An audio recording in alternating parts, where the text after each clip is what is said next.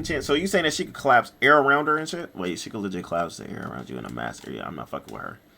You know it's trying to be fucking me up because I'm either asleep or working out. Yeah, a lot of people just they don't be up in the early streams, but I definitely gotta start popping off on her. Avatar Cedo and preceding Avatar Kuru. Let's see what she on.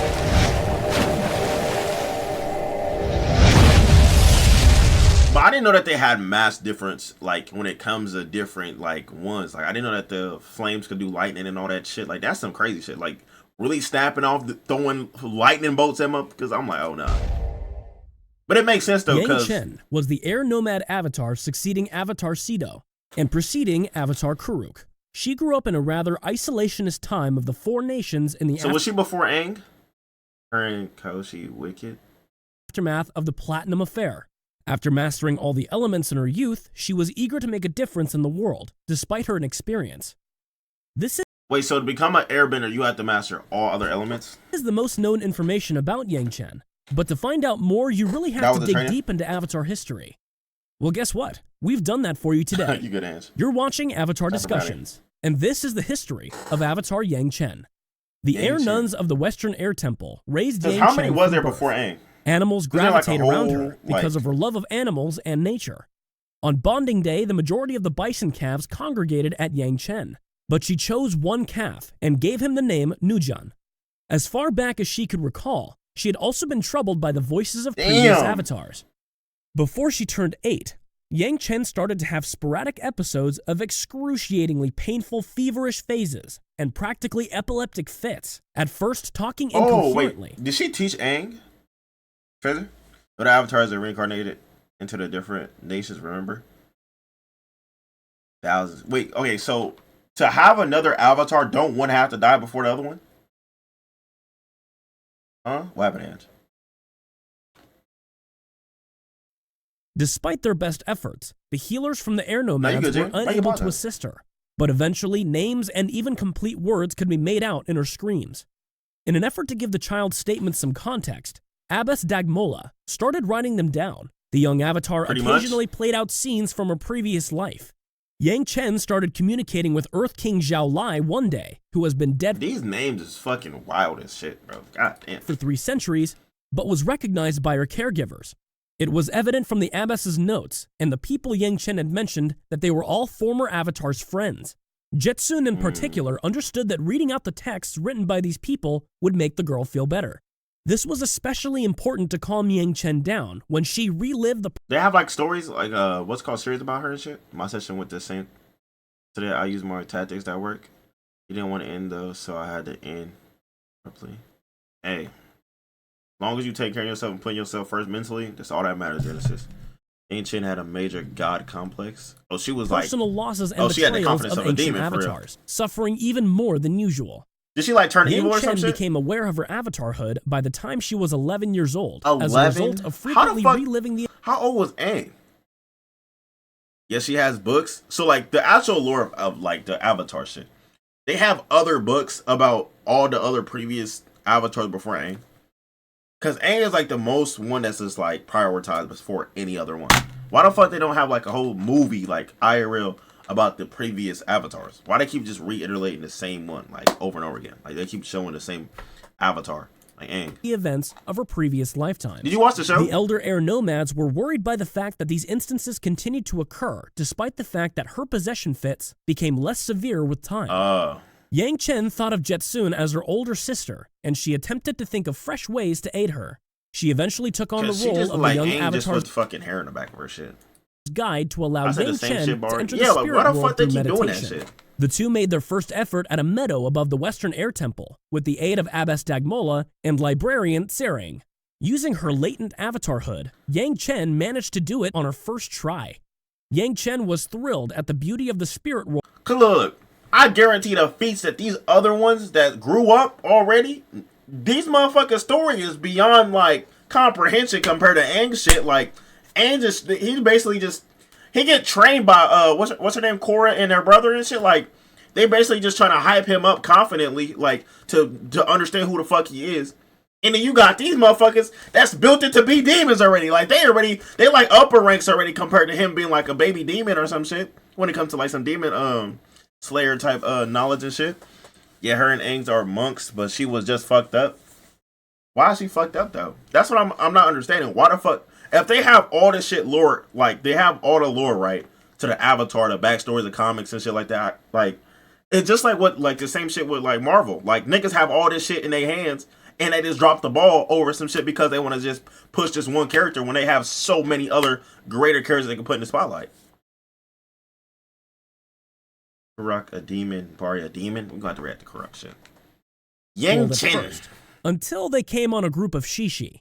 While Yang Chen did not fear the spirits, one of her past lives did, and she was overcome by a powerful memory while still in the spirit world. The Shishi turned dark, and Yang Chen regressed in age, with Jetsun trying to save her and shouting at her to wake up. While Yang Chen made it back to the physical world, her sister did not. Yang Chen was by her sister's side when she passed away, and she was honored as a temple elder and companion of the Avatar, who had given her life to defend the bridge between humans and spirits.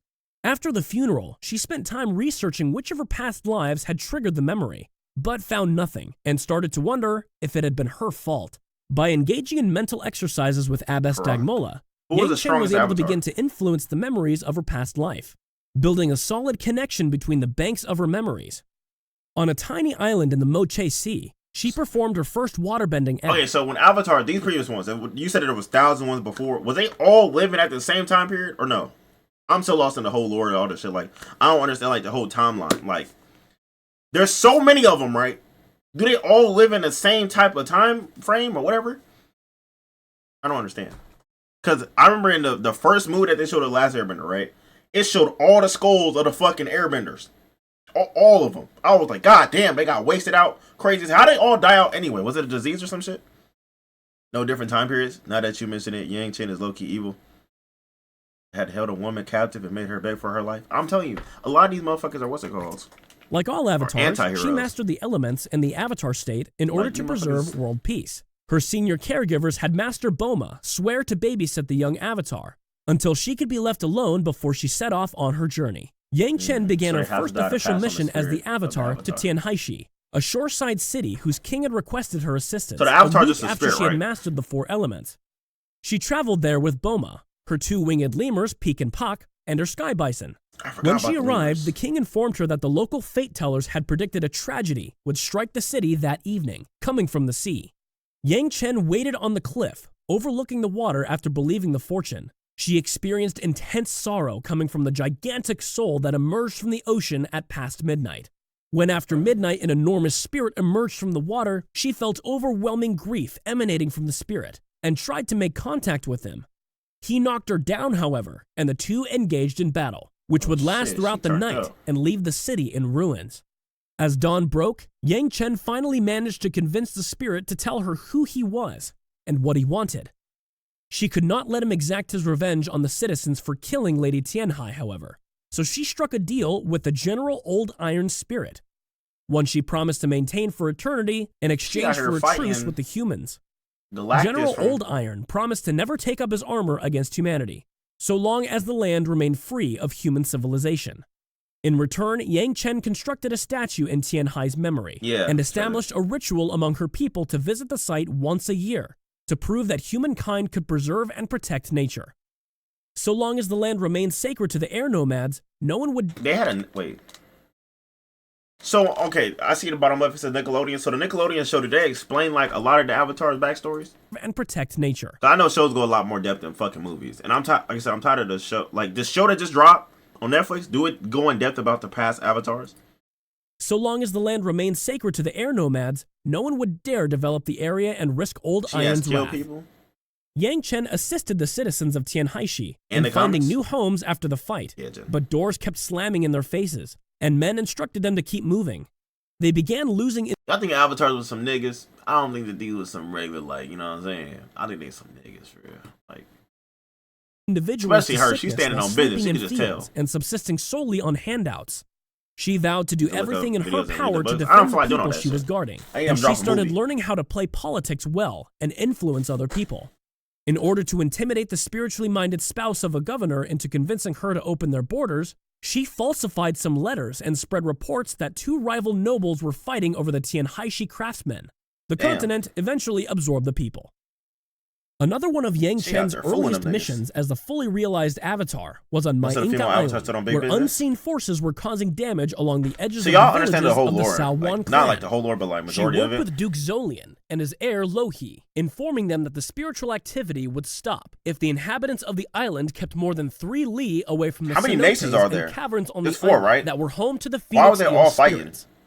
Ever since the significant diplomatic blunder known as the Platinum Affair that had occurred in her childhood, restricting a controlled amount of international trade between the Earth Kingdom, Fire Nation, and Water Tribes to only 4 cities controlled by the Shangs, Yang Chen's attention started to turn to the Shang merchants.